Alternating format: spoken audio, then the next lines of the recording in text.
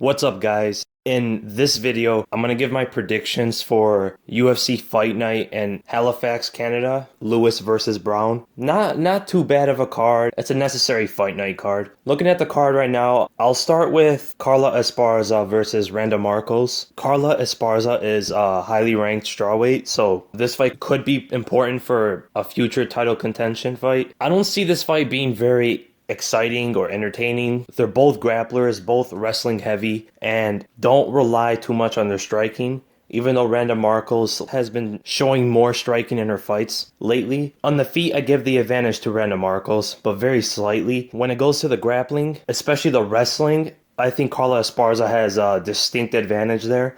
She's actually a very good wrestler. With scrambling and submission attempts, I think Randa Marcos can actually surprise some people. I think Esparza wins this fight by decision. She could fight for the title soon, because now we most likely have Jessica Andrade fighting Joanna. If Andrade wins, I can see a rematch with Joanna. If Joanna wins, I predict the winner of Rose Namajunas and Michelle Waterson to fight Joanna next. And after that, if Carla Esparza wins again, you have to go with Carla Esparza then. I can see her fighting for the title with a win or two after this one. If you go to Nordine Taleb, I think that's how you pronounce it, versus Santiago Ponzinibbio, this is probably one of the most exciting fights on the card. It's the featured prelim fight. I recommend people watching this fight. If you want to start somewhere, I say start on this fight if you don't care for the other ones. If you want to see an entertaining fight, this one's going to be entertaining. Both go for the finish, specifically the knockout. They're very ferocious strikers. Ponzinibbio has been on a roll lately. I'm really excited to see how he does in this fight because he's a very underrated and he's one of the dark horses of the division. It's hard to call, but I might go with Nordine Taleb because he's a little more technical and he's a little more calculated in the striking than Santiago is. But it can go either way. Skip a couple and you go to Elias Theodore versus Cesar Ferreira. I wonder how this fight goes because Elias Theodore just suffered his first loss. And he's actually been showing some promise for a future contender. He's still a little bit young in the division. Cesar Ferreira, he's been up and down in his career. And Theodore likes to play it safe sometimes. He likes to grind it out. And his biggest strength is his cardio. He never gets tired. And Ferreira has gotten tired before, but Ferreira is very, very dangerous. He uses capoeira. He's extremely fast, and he's pretty big for the division. And Cesar Ferreira is actually looking a little better lately. I think he has a new camp, but I might have to go with Elias Theodoro, and I think Theodoro wins by decision by grinding it out, holding against the cage, catching Ferreira with a couple shots, and then clinching up, and just using all aspects of MMA. And then you go to Sam Cecilia versus Gavin Tucker. Tucker's been having a little bit of hype behind him. He's a newcomer to the UFC, so this is his first fight, and he's fighting a veteran. They keep throwing Sam Cecilia these newcomers, and Tucker has a Muay Thai style of approach. He has decent submission skills. He's a well-rounded fighter, though. Sam Cecilia is a good test for Tucker. Cecilia used to fight at lightweight for a while, and so as a featherweight, he's actually a very strong featherweight. He has decent power in his hands. He's just a very tough fighter. I see Gavin Tucker winning this fight, most likely by TKO later in the fight, or by decision. And then you go to the co-main event, Johnny Hendricks versus Hector Lombard. This fight's pretty sad if you look at both fighters, what's happened to them recently. Johnny Hendricks, he is just not the same. I think from that first Robbie Lawler fight, something happened to him. It's like Lawler took his soul. I mean, Lawler takes everybody's soul, That's the joke going around. But after that fight, he didn't have the power in his hands anymore. It seemed like he was more afraid to stand with his opponent. He wasn't eager to go for the knockout. He started wrestling heavy. And when he did strike, he would just constantly throw the left hand and it would land, but there was really no power in it. If you remember Hendricks 3 years ago, he was setting guys flying. It was crazy. The way he knocked out John Fitch and Martin Kampmann, he would touch them and they would just collapse or they would just fly in the air. It was crazy to watch. This fight's at 185 now, so he has to make the weight. There's no excuse to not make the weight. There was no excuse to not make it at 170, but now he should make the weight.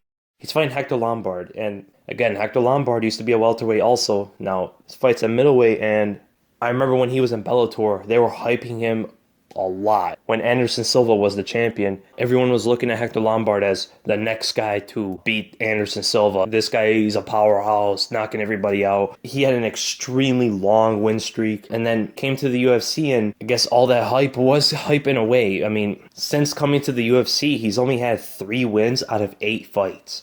It's not a good showing in the UFC, coming from Bellator especially. It's hard to predict what's going to happen, but I guess you have to go with Hector Lombard. He's been showing more consistent technique, and he hasn't been declining in a sense. I would have to say Hector Lombard is a stronger fighter out of the two. He's more dynamic, and he's faster in the first round. Hector Lombard is a threat to everybody in the first round. Once you get past that first round, he diminishes so fast. It's a rapid decline in his fights, even like halfway into his first round. So if Johnny Hendricks can survive the first round, Johnny Hendricks can win this fight using his wrestling and probably ground and pound or TKO on the feet later in the fight or by decision. Because Johnny Hendricks is very tough, and he still is. Before, I would have to go with Johnny Hendricks. But if you heard him talk lately, you see that his heart's not in it anymore. You can see that it seems like he doesn't care anymore. And he's just doing it for other reasons. If your head's not in the game, it's a very dangerous place to be. And Hector Lombard still seems like he's in the game. So mentally, Hector Lombard has the advantage. I believe Johnny Hendricks is the better fighter, but if I have to choose, I would go with Hector Lombard by a knockout in the first round. Or possibly in the second, after a beating in the first. And then we go to the main event, Derrick Lewis versus Travis Browne. Derrick Lewis has been hot lately. He's one of the heavyweight prospects. And Travis Browne has been looking really bad lately. If this was 3 or 2 years ago, I would probably go with Travis Browne. If you remember Travis Browne before he went to Glendale, before he went with Ronda Rousey and her coach, he was dangerous and he was a rising heavyweight. He was rising really quick too. He had some impressive wins. He had that footwork that you don't see from any heavyweight. But when he went to Glendale, he became such a flat-footed fighter. It looked so strange. You saw a huge difference in the way he was fighting. Flat-footed, boxing heavy, no kicks, waiting for his opponent to come in, and he just started losing his fights. It's very rare to see a heavyweight with footwork.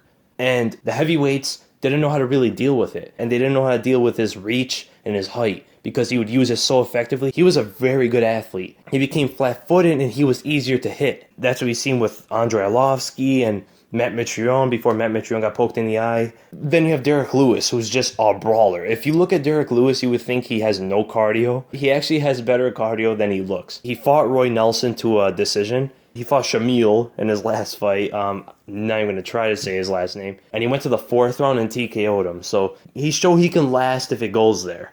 And Derrick Lewis's biggest weakness has been fighters who take him down and try to wrestle with him and don't try to stand with him the whole fight. Travis Browne has never been known for wrestling or takedowns or anything like that. So this is a very good stylistic fight for Derrick Lewis. Because also Travis Browne doesn't have that footwork that he always used. Travis Browne had a different camp for this fight though. So I wonder how he's going to come out in this fight. If I have to choose, I would pick Derrick Lewis by knockout.